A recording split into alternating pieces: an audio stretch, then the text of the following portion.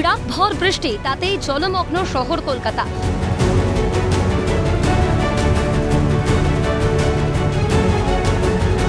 পরিসংখ্যান বলছে 5 ঘন্টায় 250 মিলিমিটারের বেশি বৃষ্টি হয়েছে। 1978 সালের পর যা রেকর্ড। পুজোর আগে এই দুর্ভোগে মাথায় হাত সাধারণ মানুষের। দিকে দিকে উঠে আসছে জল যন্ত্রণার ছবি। বিদ্যুৎপৃষ্ট হয়ে মৃত্যুও হয়েছে একাধিক মানুষের। এই পরিস্থিতিতে উদ্বিগ্ন রাজ্যের প্রশাসনিক প্রধান মমতা বন্দ্যোপাধ্যায়। একটি সংবাদ মাধ্যমকে দেওয়া প্রতিক্রিয়াতে মুখ্যমন্ত্রী জানান, আমি মেয়র, মুখ্য সচিব এবং পুলিশ কর্তাদের সঙ্গে একটানা যোগাযোগ রাখছি। ফারাক্কায় সঠিকভাবে ড্রেজিং করা হয় না, তাই বৃষ্টি হলেই জল জমে। এবারের বৃষ্টিটা একেবারেই অস্বাভাবিক, অনেকদিন আগে থেকেই শুরু হয়েছে। আমি 2-3 দিন ধরেই সতর্ক করছি, এরকম বৃষ্টি আমরা কখনো দেখিনি। মেঘ ভাঙা বৃষ্টিতে যারা প্রাণ হারিয়েছেন তাদের জন্য আমি ভীষণ দুঃখিত। আজ স্কুলে ছুটি ঘোষণা করেছি। অফিস যাত্রীদেরও কাজে না যাওয়ার জন্য বলেছি। কালও অফিসে না যাওয়াই ভালো। এরপরেই সিইএসসির ভূমিকা নিয়ে ক্ষোভ প্রকাশ করেন মুখ্যমন্ত্রী। বলেন, সিইএসসিকে অনেকবার বলেছি কলকাতায় ওয়্যারগুলো ঠিক করতে।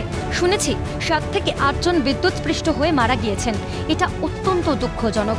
এই পরিবারগুলোকে সিইএসসিকেই সাহায্য করতে হবে, তাদের একটা করে চাকরি দিতে হবে। আমি স্পষ্ট জানাচ্ছি, যা যা সম্ভব আমরাও করব। আমরাও ভুগছি, আমাদের ঘর বাড়িও ডুবে গেছে। পুজোর মণ্ডপগুলোর জন্যও খারাপ লাগছে। এটা কি সিইএসসির দায়িত্ব নয়? বিদ্যুৎ সিইএসসি দেয়, সরকার নয়।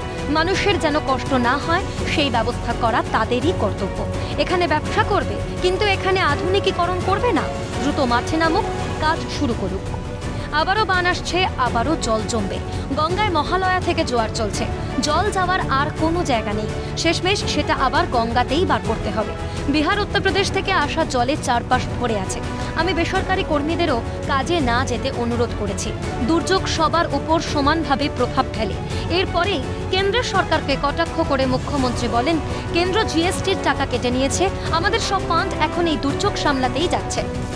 বৃষ্টিতে কলকাতার বিভিন্ন এলাকা জলমগ্ন হওয়া নতুন কিছু নয়, কিন্তু সোমবার প্রতিপদের রাতের টানা বর্ষণ রেকর্ড করেছে এবং সেই সঙ্গে জলবন্দী কলকাতার ছবিও কার্যত বিরল। পুজোর আগে শহরবাসীর কাছে কার্যত এই দুর্যোগ অভিশাপের সামিল তা বলাই যায়। বিপ্লব চক্রবর্তীর রিপোর্ট, ক্যালকাটা নিউজ।